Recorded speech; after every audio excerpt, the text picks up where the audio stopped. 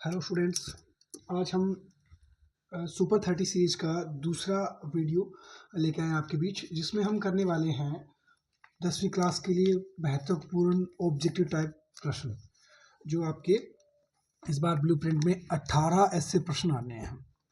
आपको दिया हुआ है इंस्ट्रक्शन, सभी चैप्टर्स के बताए गए हैं कि इस चैप्टर से इतने आएंगे। जैसे 9वें चैप्टर से 3 ऑब्जेक्टिव टाइप आने हैं। तो अब हम करने वाले हैं कुछ महत्वपूर्ण प्रश्न लेके आया हूँ आपके लिए। जैसे पहला प्रश्न देखिए, 420 और 130 का महत्तम समापवर्तक ज्ञात कीजिए। ऐसे कल जैसे वीडियो डाला था हमने डेमो वाला, उसमें 2 प्रश्न आपको हल करवाए थे जो अच्छे प्रश्न थे। उसी प्रकार के सभी प्रश्न हैं जो आपको, कुछ इनमें से ऐसे भी हो सकता है जो आपको बुक में मिल जाए, लेकिन कुछ एक नए प्रश्न मिलेंगे लैंग्वेज बदले हुए। तो इन प्रश्नों को अगर आपको देखना है, जैसे अपने लगभग 30 दिन यानी 30 वीडियो डालने वाले हैं इसमें, तो ऐसे प्रश्न करने हैं तो चैनल को सब्सक्राइब कर दीजिए और जो भी आपके क्लासमेट्स हैं जो आपसे जुड़े हुए हैं उनको भेज दीजिए ताकि वो भी अपनी तैयारी को बेहतरीन बना सकें। अगर आप ये 30 क्लासें लगाते हो तो सभी टॉपिक्स का रिवाइज आपका हो जाएगा। जितने आपने टॉपिक्स पढ़े हैं उन सब का रिवाइज हो जाएगा। और जो भी अपने रिजल्ट की बात करते हैं तो 90+, अगर इन 30 क्लासों को आप एकदम अच्छे से कंप्लीट करते हो, इनमें जितने प्रश्न मैं करवा रहा हूँ और जितने आपको तरीके बताए जाते हैं, वो तरीके अगर आप फॉलो करते हो, उनको अगर आप याद रखते हो, तो 90+ आप आराम से कवर कर लोगे, यानी आपका जो रिजल्ट है वो बेहतरीन बन जाएगा। तो अब शुरू करते हैं अपने 420 और 130 का महत्तम समापवर्तक ज्ञात कीजिए। देखो, इसमें हमें 4 ऑप्शन दिए हुए हैं। पहला ऑप्शन 15, दूसरा 10, 130 और इनमें से कोई नहीं।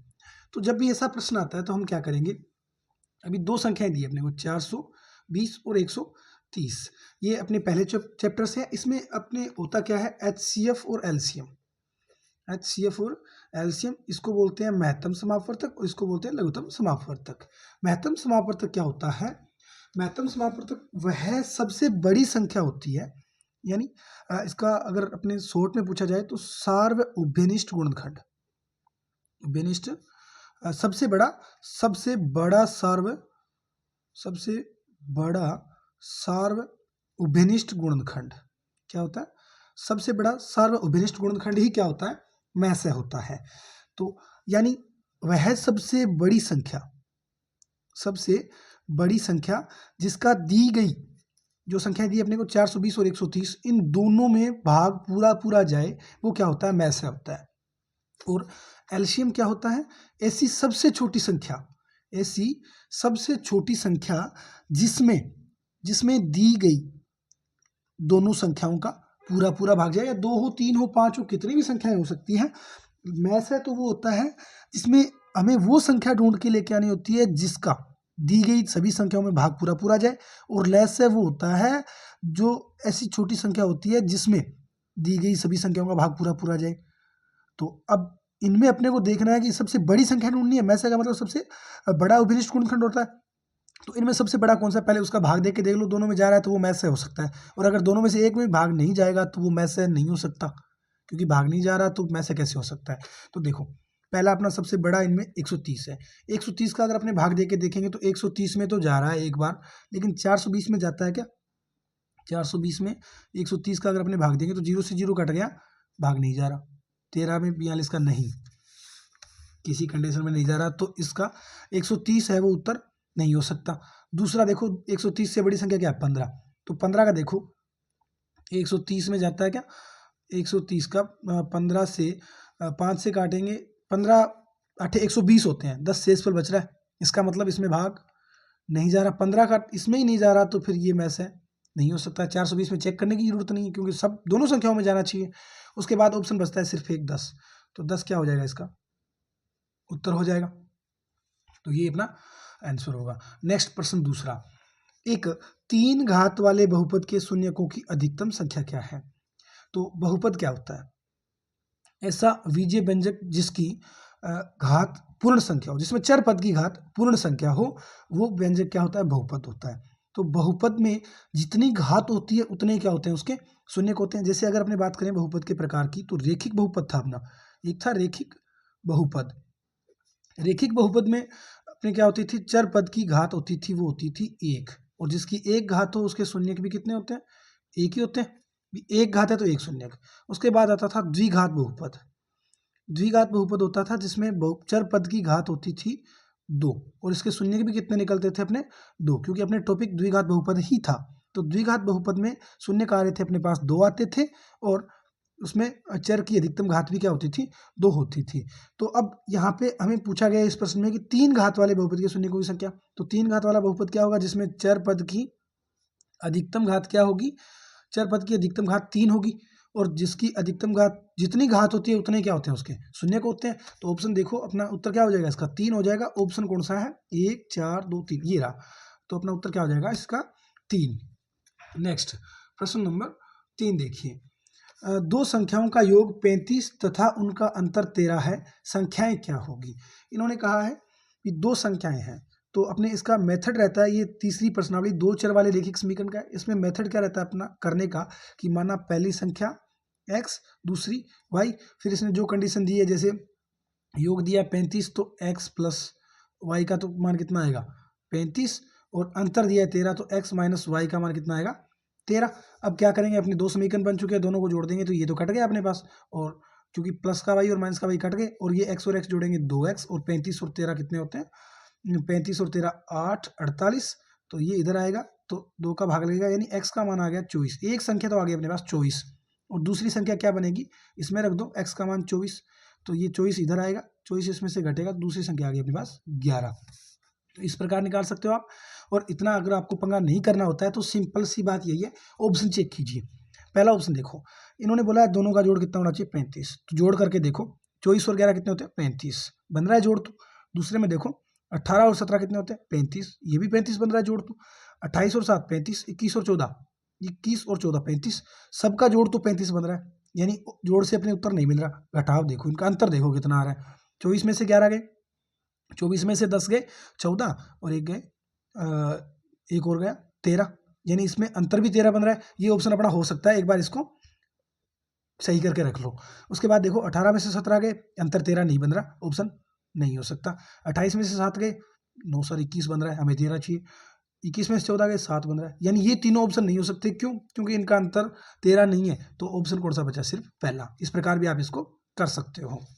बाकी आपने मेथड सीख लिया है, ये रहा अपना इसका मेथड रहेगा। एक संख्या x मान लो, दूसरी y मान लो, जोड़ दिया है 35, तो x प्लस वाई 35, और अंतर दिया है 13, तो x माइनस 13 बराबर x माइनस वाई बराबर 13।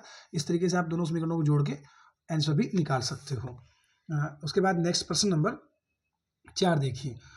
हाँ, क्या है, एक आकृति दी है इसमें हमें, सॉरी आकृति इन्होंने, हम बना लेंगे आकृति, आकृति बनाना भूल गए हम। आकृति में DE समांतर BC क्या हो, DE और BC समांतर हो, तो AD 4 हो, DB 6 हो, AE 5 हो, तो AC का मान ज्ञात कीजिए। आकृति कुछ इस प्रकार रहेगी, इसकी त्रिभुज है ये ABC, ये छठी प्रश्नावली का प्रश्न है ABC, और इसमें DE समांतर है किसके, BC के, इसके समांतर है, ये रहा DE।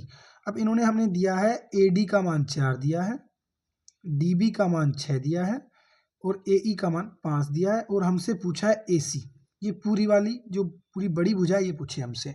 तो हम एक प्रमेय पढ़ी थी हमने छठी प्रश्नावली में, थेल्स प्रमेय। अपने पास एक थेल्स प्रमेय थी, उसमें क्या था अपने पास, कि जब भी त्रिभुज में किसी एक भुजा के समांतर कोई रेखा खींची जाएगी, तो वो उसकी जो दो भुजाएं बचती है उनको समानुपात में विभाजित करेगी, यानी इनका अनुपात इनके अनुपात के बराबर होगा। यानी थेल्स प्रमेय से AD बटे DB बराबर होगा AE बटे EC के, यही होगा। अब अपने पास जो जो मान है वो इसमें रख देंगे, तो अपने पास इसमें EC का मान निकल के आ जाएगा।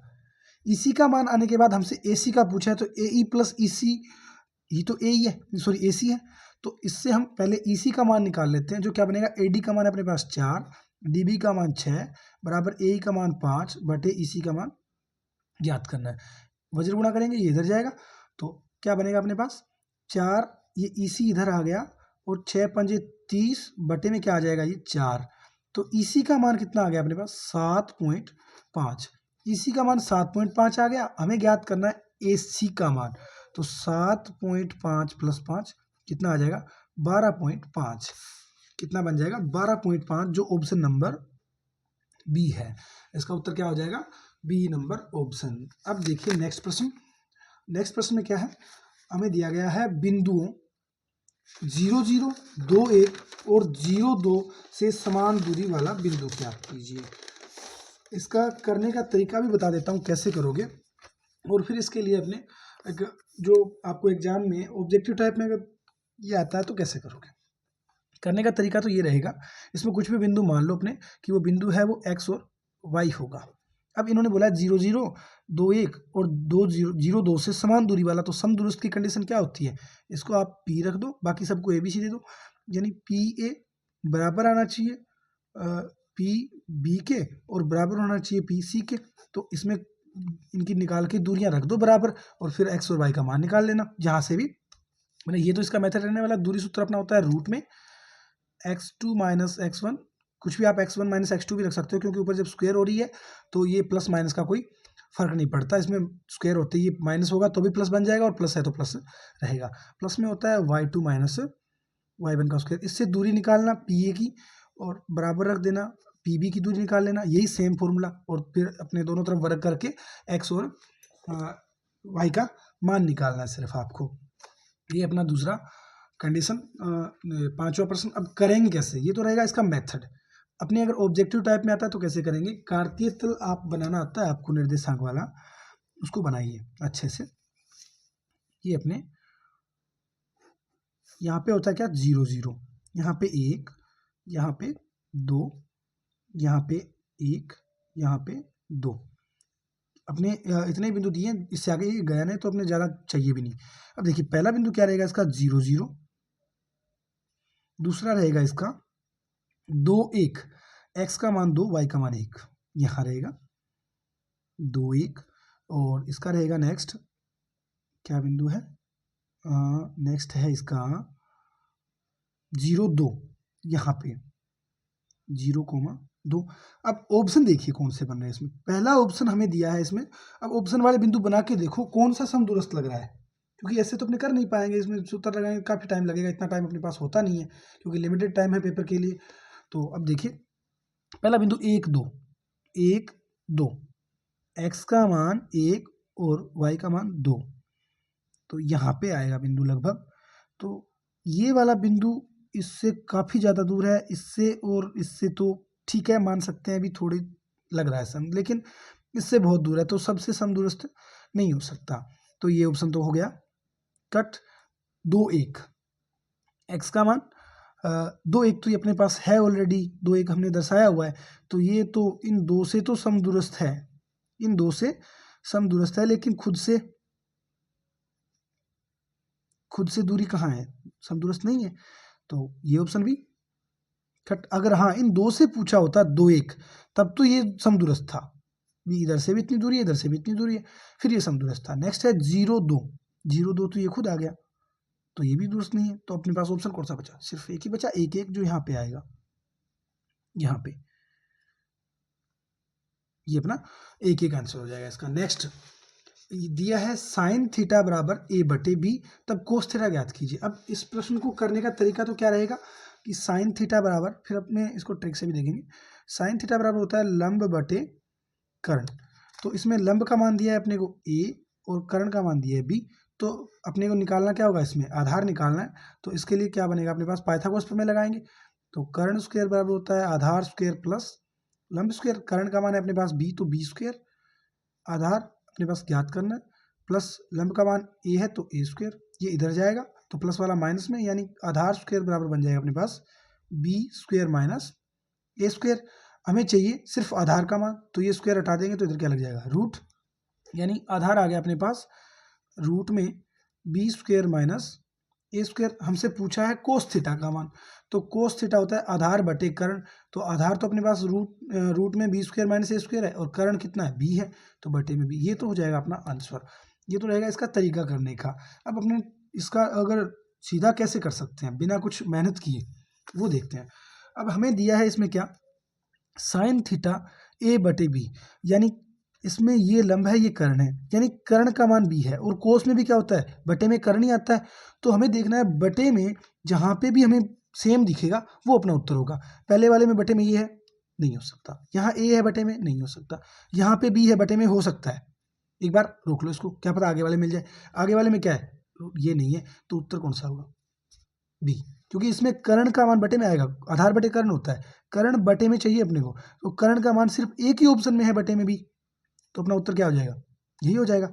ये अपना इसका आंसर हो जाएगा। नेक्स्ट प्रश्न नंबर 7।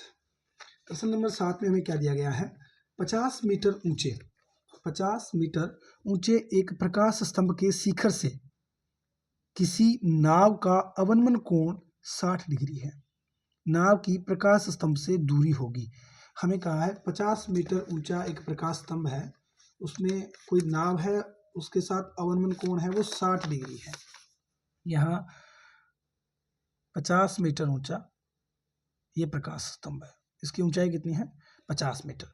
यहाँ से यहाँ पे कोई नाव मान लेते हैं अपने, यहाँ पे क्या मान रहे हैं, नाव, और यहाँ से ये इसके साथ, और ये बोल रहा है अवनमन कोण, कौन सा बोल रहा है, अवनमन कोण कौन सा होता है, ये वाला होता है ऊपर वाला, जो कितना डिग्री है, 60 डिग्री। अब ये कोण और ये कोण जेड की आकृति में बन रहे हैं, तो ये भी कितना होगा, भी एकांतर कोण है ये, तो ये कोण कितना हो जाएगा, 60 डिग्री। अब हमसे पूछा है नाव की प्रकाश स्तंभ से दूरी, ये वाली दूरी पूछी है हमसे, तो इसको मान लेते हैं अपने x। अब अपने पास लंब दिया हुआ है, आधार हमें ज्ञात करना है, थीटा का मान दिया हुआ है 60 डिग्री, तो हम कौन सा लगाएंगे इसमें, जब भी ऐसे प्रश्न आते हैं सिर्फ tan थीटा लगाओगे, अगर कर्ण आता है तो साइन लगाओ, और लंब आधार का संबंध बनता है तो कोस लगाओ, ये tan लगाओ। तो tan थीटा बराबर होता है लंब बटे आधार, लंब कितना है 50 बटे आधार कितना है x, थीटा का मान है 60 डिग्री, तो tan 60 का मान होता है √3 बराबर है 50 बटे x। ये x इधर जाएगा गुना में, तो ये बन जाएगा अपने पास √3x बराबर 50, ये गुणा में इधर आएगा भाग में, तो x का मान कितना आ गया 50 बटे √3, अपना क्या हो जाएगा, इसका उत्तर हो जाएगा 50 बटे √3, ऑप्शन नंबर बी, ये अपना इसका आंसर रहने वाला है, 50 बटे √3। अब नेक्स्ट चलते हैं प्रश्न नंबर 8। किसी 5 सेंटीमीटर त्रिज्या वाले वृत्त का व्यास ए बी, पहले इतना बनाइए, आपको डायग्राम बनाना है इसमें, पहले तो 5 सेंटीमीटर त्रिज्या वाला वर्त बनाइए। ये मैंने बना लिया, अपने इसको 5 सेंटीमीटर त्रिज्या होगी, और इसका व्यास है क्या, ए बी, व्यास क्या है इसका, ए बी। तो ये त्रिज्या इधर वाली 5 है, इधर वाली भी क्या होगी, 5 होगी। अब इन्होंने आगे क्या बोला है वो देखिए, व्यास ए बी बना लिया हमने, कि सिरे ए पर स्पर्श रेखा एक्स ए वाई खींची गई है। सिरा ए, ये वाला सिरा है, इस पे स्पर्श रेखा एक्स ए वाई, ये ए बिंदु ये बोल रहा है इसके बारे में, और यहाँ से स्पर्श रेखा खींची है इन्होंने एक्स ए वाई, तो यहाँ से अपने खींच देते हैं स्पर्श रेखा, ये होगी एक्स ए वाई, ये अपनी स्पर्श रेखा आ गई। अब आगे देखो क्या कहा इसने, एक्स वाई के समांतर, एक्स और वाई के इसके समांतर ए से 8 सेंटीमीटर की दूरी पर जीवा सी डी की लंबाई है, ए से 8, यहाँ से 8 सेंटीमीटर, 5 ये गया और 3 सेंटीमीटर ये इधर आएगा, यहाँ पे गई इसके समांतर, तो इसके समांतर यहाँ पे 3 सेंटीमीटर, ये एक जीवा बन रही है वृत्त की, क्या बन रही है, जीवा, और यहाँ से 5 ये हो गया, और ये यहाँ से जीवा और त्रिज्या के ये केंद्र के बीच की दूरी कितनी है, 3 सेंटीमीटर, ये 3 सेंटीमीटर आ गई। और अब ये पूछ रहा है हमसे जीवा की लंबाई, जीवा का नाम दे रहा है सी डी, तो इस जीवा की लंबाई हमें ज्ञात करनी है, तो क्या करेंगे, इनको मिला देते हैं इन बिंदुओं को केंद्र से, तो अपने पास 2 समकोण त्रिभुज बन जाएंगे, 2 समकोण त्रिभुज बन जाएंगे, क्यों, क्योंकि इसके समांतर आई है, तो समकोण त्रिभुज बन रहे हैं। समकोण त्रिभुज में ये अपने पास 5 आ गया, ये 3 आ गया, तीसरी भुजा हम ज्ञात कर सकते हैं किससे, पाइथागोरस प्रमेय से, तो इसमें पाइथागोरस प्रमेय लगाएंगे, केंद्र ओ मान लेते हैं, एक त्रिभुज इसकी निकाल देते हैं और फिर इसके निकाल देते हैं, और दोनों को जोड़ देंगे तो जीवा की लंबाई आ जाएगी, और दोनों त्रिभुज एक जैसे हैं, त्रिज्याएं 5 5 और ये 3, दोनों त्रिभुज ये सर्वांग समी है, तो हम क्या करेंगे, एक में इसमें लगा देते हैं पाइथागोरस प्रमेय।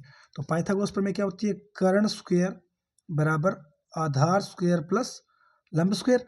अब कर्ण का मान अपने पास कितना है, 5 का स्क्वायर, बराबर आधार का मान अपने 3 रख लेते हैं, आधार मान लेते हैं इसको, कोई दिक्कत नहीं है। 3 का स्क्वायर प्लस लंब का मान हमें ज्ञात करना है। तो 5 का वर्ग होता है 25 बराबर 3 का वर्ग होता है 9 प्लस एल स्क्वायर। ये 9 प्लस का है, दूसरी साइड जाएगा माइनस में, तो 25 माइनस 9 बराबर एल स्क्वायर। 25 में से 9 गए 16 बराबर एल स्क्वायर। अब ये स्क्वायर हटाएंगे तो इधर क्या लग जाएगा रूट, और इसका मान क्या होता है प्लस माइनस 4 होता है। अब त्रिज्या दूरी है, एक लंबाई है, वो माइनस की हो नहीं सकती, तो इसकी त्रिज्या सॉरी ये जीवा का एक ये जो कटआउट है कितना आ गया 4, इधर वाला 4 है तो इधर वाला भी कितना होगा 4, और 4 और 4 8, तो जीवा की लंबाई कितनी आ रही है 8 सेंटीमीटर, जो ऑप्शन नंबर डी होगा। क्या होगा डी, ये अपना इसका आंसर आ गया। नेक्स्ट देखिए, एक वृत्त की त्रिज्या, प्रश्न नंबर 9। एक वृत्त की त्रिज्या 3.5 सेंटीमीटर है, तो वृत्त की परिधि होगी, ये तो बहुत आसान दे दिया, 6ठी 7वीं वाला प्रश्न आ गया ये तो। एक वृत्त की त्रिज्या 3.5 सेंटीमीटर है तो वृत्त की परिधि क्या होगी, ऐसे प्रश्न आते हैं, और ऐसे प्रश्न ही अक्सर गलत होते हैं, क्योंकि ऐसे प्रश्नों पे हम ध्यान नहीं देते, परिधि का फॉर्मूला भूल जाते हैं। हम तो शंकु का आयतन रट रहे थे, हम तो शंकु का संपूर्ण पृष्ठीय क्षेत्रफल याद कर रहे थे, इन्होंने तो वृत्त की परिधि पूछ ली, और वही गलत होते हैं, क्योंकि ये कल्पना से बाहर है ना। 6ठी का प्रश्न या 7वीं का प्रश्न हमसे पूछा जा रहा है तो गलत होगा, क्योंकि हमने रिवाइज ही नहीं किया इसको। तो देखिए हमें इसकी त्रिज्या दी है कितनी 3.5 सेंटीमीटर। तो सूत्र क्या होता है, वृत्त की परिधि होती है 2 पाई आर, क्या होती है 2 पाई आर होती है। फॉर्मूले में सिर्फ मान रखना है, आर का मान 3.5 सूत्र में रखना है, तो रखेंगे पाई का मान हम लेते हैं जब कुछ ना दिया हो तब 22/7 गुणा 3.5, ये पॉइंट हटाएंगे बटे में 10 आ जाएगा, 7 से कटेगा कितनी बार 5 बार, 5 से कटेगा 2 बार, 2 से कटेगा, तो परिधि कितनी आ जाएगी इसकी 22 सेंटीमीटर, कितनी आ जाएगी 22 सेंटीमीटर। कैलकुलेशन है सिर्फ, कुछ नहीं है बाकी, दशमलव हटाया बटे में 10 आ गया, ये कटेगा इससे 35, 7 से 7 पंजे 35 5 बार, 10 कट गया 5 से 2 बार, और 2 से 2 कट गया, सिर्फ बचा क्या अपने पास 22, वही अपना क्या हो जाएगा उत्तर हो जाएगा। तो 22 सेंटीमीटर इसकी परिधि रहेगी, option number C. Option number C क्या हो जाएगा इसका आंसर हो जाएगा। नेक्स्ट प्रश्न नंबर 10। एक शंकु का आयतन 308 सेंटीमीटर क्यूब और इसकी ऊंचाई 6 सेंटीमीटर है, तो इसके आधार की त्रिज्या होगी, हम आर का मान ज्ञात करना, हमें कुछ भी नहीं करना, सिर्फ हमें आर का मान ज्ञात करना है। तो इसके लिए हमें याद होना चाहिए शंकु का आयतन क्या होता है। शंकु के आयतन का सूत्र होता है, मैंने आपको सूत्र बनाने हाँ वैसे बताए थे, सिखा तो नहीं पाया था क्योंकि अपनी सुविधाएं नहीं है। शंकु का आयतन होता है बेलन के आयतन का 1/3, बेलन का आयतन होता है पाई आर स्क्वायर एच, और शंकु का इसका 1/3 होता है, यानी 1/3 पाई आर स्क्वायर एच। दोनों के आप आयतन इस तरीके से याद रख सकते हो। शंकु का आयतन होता है 1/3 पाई आर स्क्वायर एच, जो हमें कितना दिया है 308 सेंटीमीटर क्यूब दिया है, और त्रिज्या हमें ज्ञात करनी है, ऊंचाई का मान हमें दिया हुआ है 6 सेंटीमीटर। तो फॉर्मूले में मान रखेंगे, उत्तर अपने आप निकल के आएगा अपने पास। इस फॉर्मूले में हमें मान रखना है, तो 1/3 गुणा पाई का मान होता है 22/7 गुणा आर स्क्वायर, हमें आर का मान ज्ञात करना है तो हमारे पास है नहीं, एच का मान है 6 बराबर है 308, जो गुणा में है वो इधर भाग में आएंगे और जो भाग में है वो इधर गुणा में आएंगे, तो ले आओ 3 से कट जाएगा 6 2 बार, और 7 से कुछ कट नहीं रहा तो 7 इधर भाग में ले आओ गुणा में आ गया, और ये भाग में आएगा 22, और ये 2 भी कहाँ आएगा भाग में।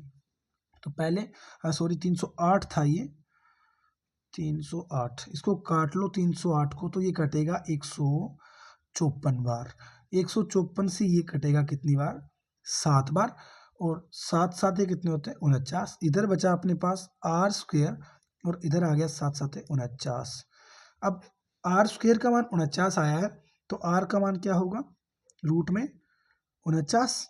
अब रूट में 49 का मान कितना होता है, रूट 49 यानी 7, 49 का वर्गमूल कितना होता है 7 होता है, तो अपने पास त्रिज्या कितनी आ गई इसकी 7 सेंटीमीटर, जो ऑप्शन नंबर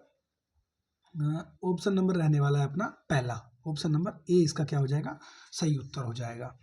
अब देखते हैं अपने नेक्स्ट प्रश्न, प्रश्न नंबर 11। काफ़ी अच्छे प्रश्न है ये। इस प्रकार के प्रश्न आपको मिलने वाले हैं एग्जाम में।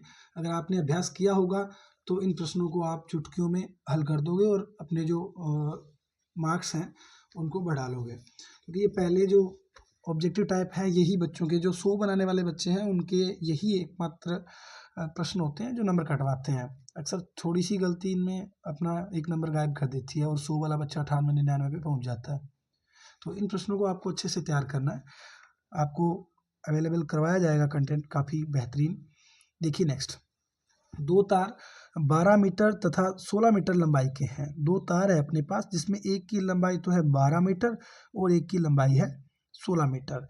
इन्हें समान लंबाई के टुकड़ों में काटा जाना है। तो प्रत्येक टुकड़े की अधिकतम, इस नाम पे ध्यान देना आप, जब भी अधिकतम की बात की जाए, मैक्सिमम का जब भी पूछे तो अपने को क्या ज्ञात करना है, में से ही ज्ञात करना है, इसका HCF ही ज्ञात करना है। तो 12 और 16 का में से क्या होता है, 12 और 16 का में से यानी HCF। आप अलग अलग ऐसे कर सकते हो, 12 को लिख सकते हो 2 गुणा 2 गुणा 3 और इसको लिख सकते हो 2 गुणा 2 गुणा 2 गुणा 2, ओबेनिस्ट होते हैं 2 2, सिर्फ इतना ही आ रहा है, इसके अलावा कुछ आ नहीं रहा।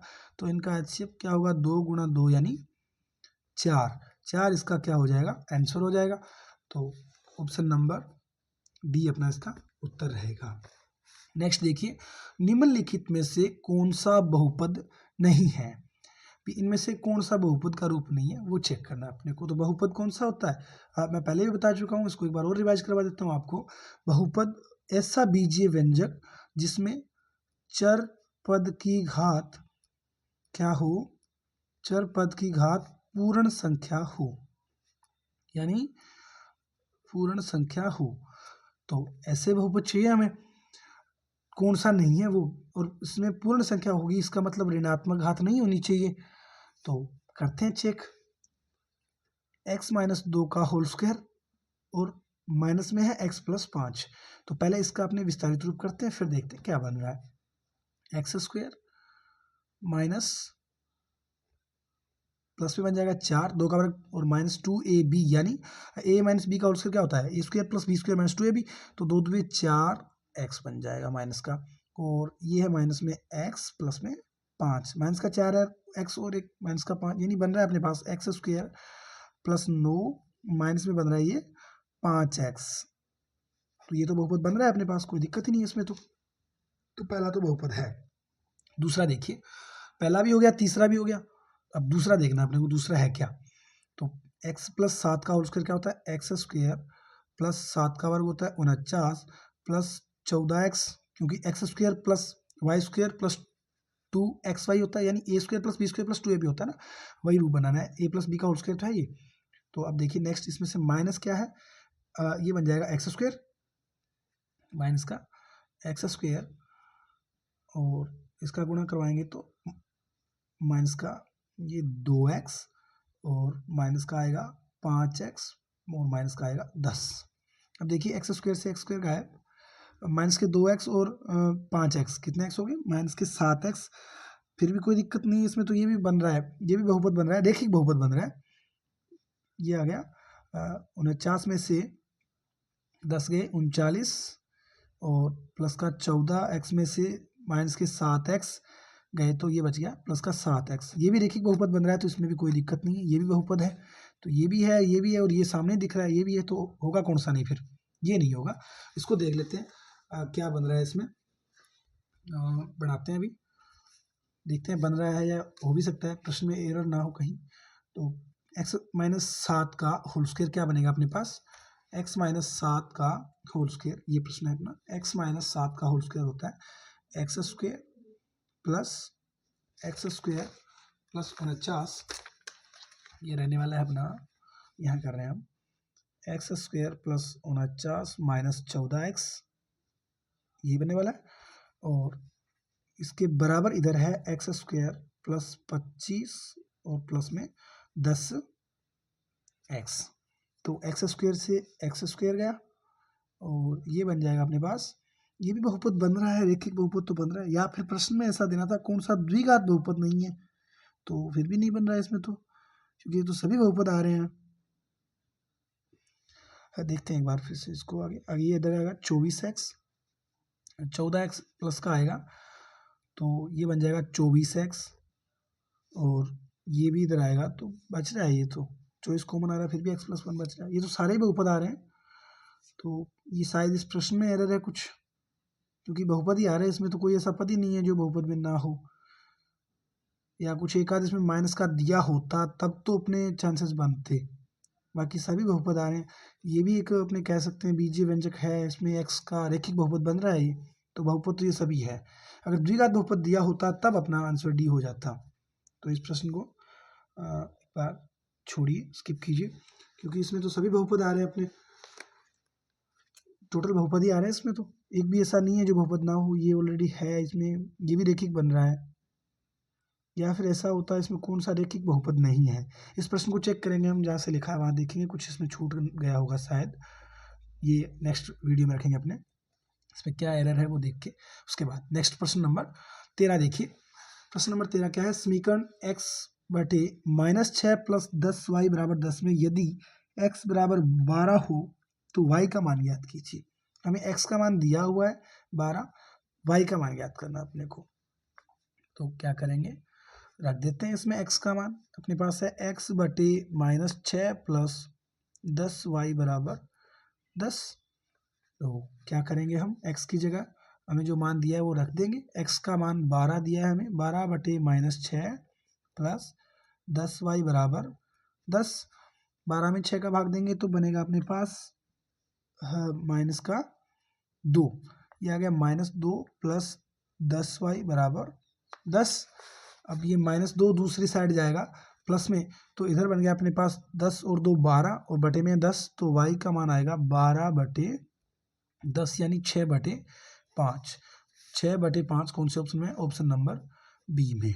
नेक्स्ट प्रश्न, अगर कोसेक थीटा का मान, हमें कोसेक थीटा का मान दिया है, हमें पूछा है कोसेक थीटा का मान कोस थीटा के पदों में, तो ये कैसे करेंगे हम, और ये मैं आपको एक कोस थीटा में आपको बना के दिखाऊंगा, बाकी सभी अनुपात आप बना के कमेंट बॉक्स में कमेंट करेंगे। कोसेक को साइन के पदों में, कोसेक को टेन के पदों में, और कोसेक को सेक के पदों में, सबके पदों में आप लिख के मेरे को ये कमेंट बॉक्स में टाइप करोगे। तो नेक्स्ट अपना अभी इसको चेक करते हैं क्या बनेगा। कोसेक थीटा से अपने को कोस के पद लेके आने हैं, तो कोसेक थीटा को मैं 1 बटे साइन थीटा लिख सकता हूँ, 1 बटे साइन थीटा। अब हम जानते हैं, एक प्रमेय पढ़ी थी हमने, sine square theta plus cos square theta बराबर होता है 1। हमें साइन का मान चाहिए कोस में, तो यहाँ से निकाल सकते हैं हम, इस कोस को उधर लेके चलते हैं, तो साइन स्क्वायर थीटा बराबर बन जाएगा 1 माइनस कोस स्क्वायर थीटा। हमें यहाँ पे साइन है, साइन चाहिए तो ये स्क्वायर हटाएंगे तो इधर क्या लग जाएगा रूट, और इस साइन थीटा की जगह अगर मैं ये रख दूंगा तो कोसेक का मान कोस के पदों में आ गया अपने पास, तो क्या बन जाएगा, कोसेक थीटा बराबर बन जाएगा 1 बटे रूट में 1 माइनस कोस स्क्वायर थीटा।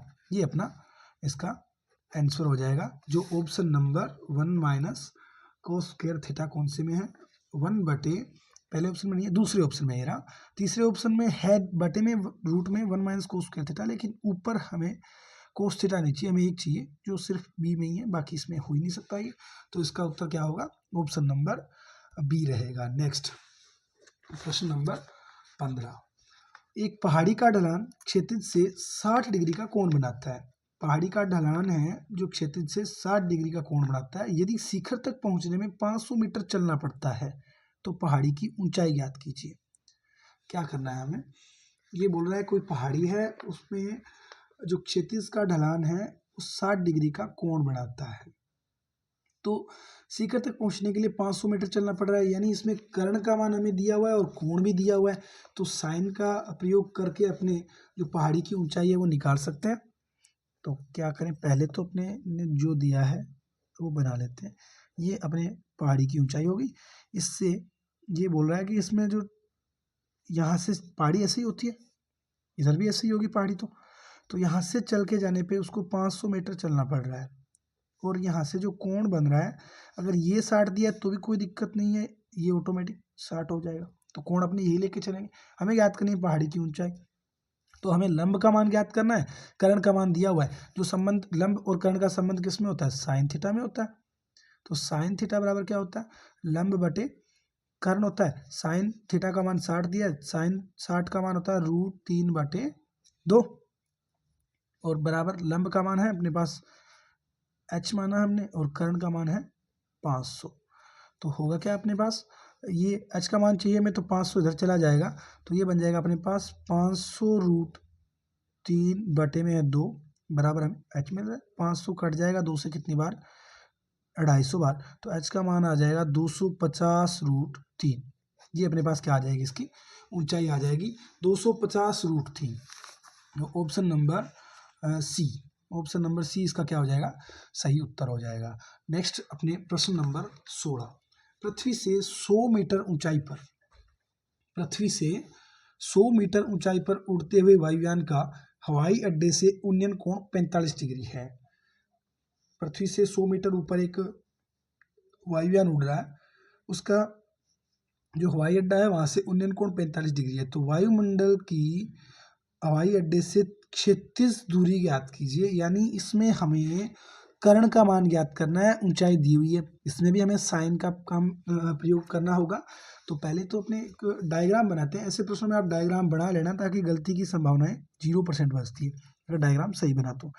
ये बोल रहा है कि ये हवाई अड्डा मान रहे हैं अपने यहाँ से 100 मीटर ऊपर, 100 मीटर दिया, सॉरी 1000 मीटर है, हाँ 1000 मीटर ही है, 1000 मीटर ऊपर हवाई जहाज उड़ रहा है यहाँ पे, और इन्होंने हमें इसकी ऊंचाई तो दी है और हवाई अड्डे से कोई बिंदु है वहां से इसका जो कोण है वो है 60 डिग्री, 60 डिग्री दिया, सॉरी 45 डिग्री दिया है हमें, 45 डिग्री कोण है। तो वायुमंडल की हवाई अड्डे से क्षैतिज दूरी यानी ये ज्ञात करनी है अपने को, x का मान यानी कर्ण का मान ज्ञात करना है। तो लंब और कर्ण किस में होता है, साइन में होता है, यानी साइन थीटा बराबर होता है लंब बटे कर्ण। तो अब हम क्या करेंगे, इसमें थीटा का मान 45 दिया हुआ है, तो साइन 45 का मान कितना होता है, 1/√2, कितना होता है 1/√2 बराबर लंब का मान दिया है हमें 1000 बटे में कर्ण का मान हमने x मान लिया। ये हमें ज्ञात करना है, तो इसको इधर और इसको इधर ले जाएंगे, तो ये गुणा में जाएगा, तो 1 के साथ x का गुणा बन जाएगा x और इसका गुणा बन जाएगा 1000√2। यही क्या हो जाएगी, इसकी तिरछी ऊंचाई हो जाएगी 1000√2। जो ऑप्शन नंबर 1000√3 ऑप्शन ही नहीं है इसमें, तो ये हाँ ये लिखने में दिक्कत हुई होगी फिर, क्योंकि √3 तो नहीं हो सकता, √2 ही होगा। साइन 45 का मान 1/√2 ही होता है, यही होता है, √2 ही होगा इसमें। ये शायद टाइपिंग मिस्टेक है, ये होगा 1000√2 मीटर, ये इसका आंसर हो जाएगा। तो अपने आज हमने 16 प्रश्न हल किए हैं।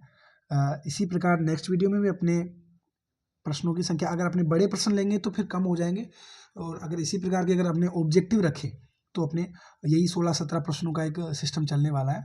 तो ज़्यादा से ज़्यादा लोगों को आप जोड़िए इसमें, ताकि हमें मोटिवेशन मिले और हमारा मन भी करे आगे वीडियो अपलोड करने का, क्योंकि काफ़ी मेहनत लगती है इसमें, ये प्रश्न लिखने भी पड़ते हैं, उसके बाद वीडियो बनाना, उसको सही करना, काफ़ी मेहनत लगती है। तो जब कुछ मोटिवेशन नहीं मिलता तो फिर इतना मन नहीं रहता ये काम करने का।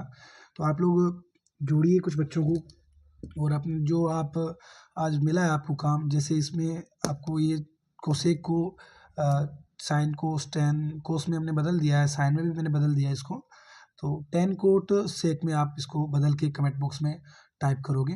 उम्मीद करता हूँ वीडियो आपको अच्छा लगा होगा। वीडियो को लाइक कीजिएगा, आपके जो भी सहपाठी हैं उनको जोड़िए, ज़्यादा से ज़्यादा इसको शेयर कीजिए। जिन लोगों ने अब तक चैनल सब्सक्राइब नहीं किया है वो चैनल को सब्सक्राइब करें, और जो नोटिफिकेशन बेल है उसको प्रेस कर दें, ताकि आपके पास वीडियो का नोटिफिकेशन पहुंच सके। तो मिलते हैं नेक्स्ट वीडियो में। जय हिंद, जय भारत, धन्यवाद।